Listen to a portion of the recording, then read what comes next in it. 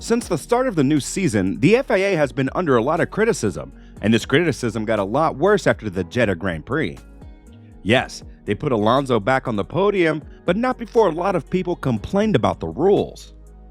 After the race, they said that they would look at these rules and change them before the Australian Grand Prix. Now, it looks like that has finally come to pass.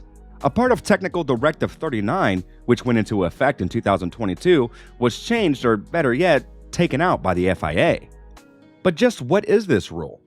What does the change mean for the teams, and could it cause the order of teams to change? Let's take a look. Now that the cars don't bounce, it's getting harder for the stewards to test for compliance with TD39. Next weekend's Australian Grand Prix will be the first Grand Prix in a long time where this won't be the case. But if this is taken away, would it have any effects that were not expected? At the start of the 2022 season, people thought that Red Bull and Ferrari were taking advantage of the fact that their cars could bend. Since they weren't being measured at every point along the length of the floor, it looked like Red Bull and Ferrari were able to bend the floors more than they should have in some places.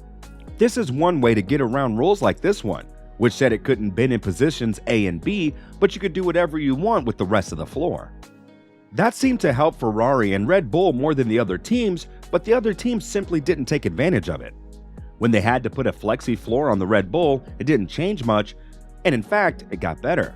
On the other hand, it had a big effect on the Ferrari, so that part of the technical directive stays the same. Since the test rules have changed, you can no longer argue about how flexible the floors are. Toto Wolff and Mercedes also had a good point when they said that the cars had too many rules to follow. Hamilton was not a happy man. The huge porpoising hurt him all the time, so much so that it was breaking his spine. Because the cars were moving around so much, the team's safety may have been at risk. Teams were told to run their cars as low to the ground as possible to get the most out of their undercarriages.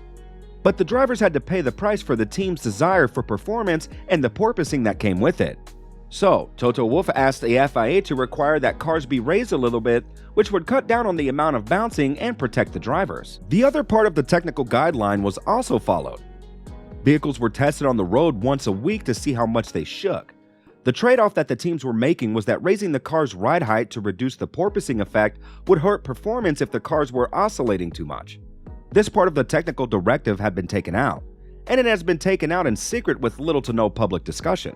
Yesterday, this news came out in the Italian press. It's funny how that works. We don't know what the FIA does when things are slow, but they are making changes because they don't think it's necessary right now. In Australia, we'll find out if this is true or not. This means that the TD39 is no longer in force. The anti-porpoising compliance rule, which was put in place in the middle of the season before, controls how much the chassis move. Since the revised 2023 aero regulations say that the aerodynamic oscillation measure perimeter must be removed, a technical change was sent to the team in private instead of in public. It's not clear why, but a lot of people think it has to do with the new rules for 2023, which call for a higher ride height. Last year, the teams basically said that the rule for this season would stay the same, but that the ride height would have to go to stop the cars from bouncing too much. This year, the ride height was raised anyway, which should reduce or get rid of the effect. From this point of view, TD39 is no longer needed. The FIA probably decided that since the cars don't bounce anymore, it's a waste of time to measure that every week. Instead, they'll just measure the oscillation to see if it's above or below the limits. But that's over with. And it is a question, especially when we go to the street tracks like Baku, where the porpoising was really bad last year. Technically, Australia is also a street track, so there's even more chance of damage for the drivers there. Also, it looks like the teams are now legally allowed to break the backs of their drivers if they want to. The rule change has been around for a while, surprisingly. According to motorsport.com, even during the Singapore Grand Prix in 2022, the rule was already changed. Motorsport states that the provision may be in place, but it is not acceptable to know that it was kept in the strictest confidence, almost as if it were top secret information. Can you imagine what would happen in football if the VAR calling rules for a controversial incident had not been publicly disclosed? Street tracks like those in Baku and Singapore are naturally rough, whereas Catalonia has a smooth surface due to it being a permanent racetrack. The differences were shown through Mercedes' performance in Baku and Barcelona. After Spain, a lot of people thought that the silver arrows problem with porpoising were over. Then reality came back in Baku due to the rough surface. However, despite the reduction of porpoising, there are still some problems. Different ways of making the Ferrari SF23 bounce have been seen. Also, Formula 1 has never been to a track with a rough surface like Montreal or Baku. Bahrain was quite a rough surface, but nowhere near the levels of Baku and Montreal. So, what does this change mean for the teams themselves? Porpoising has not yet been removed completely from the Ferrari SF23, and not only that, the bounces are a living demonstration of this, even if the safety alarms that had inspired the issuing of the much contested measure in Canada had been lifted. This change indeed came into force in Belgium instead of Canada last year, when a huge amount of bouncing was noticed on the Mercedes in Baku. Well, on the topic of Mercedes, they would probably not adhere to this change, and it's unclear whether they could even if they wanted to, given the increased floor height necessitated by the new standards. If they lowered their car as much as possible this season, could they fix the porpoising? Some teams may or may not be able to do this.